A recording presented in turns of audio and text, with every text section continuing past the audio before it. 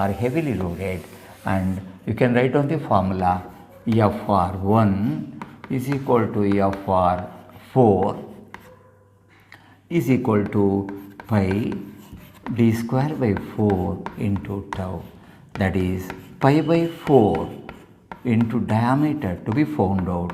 Shear stress is that, and this is equated to FR1, that is equal to square root of 5000 square plus the other one is, the other value you got 16,000 square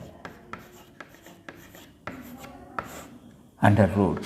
Friends, by equating these two, you will be able to arrive at the value of the diameter of the rivet. You can just complete the solution and obtain the diameter of the rivet. And friends, this on calculation works out to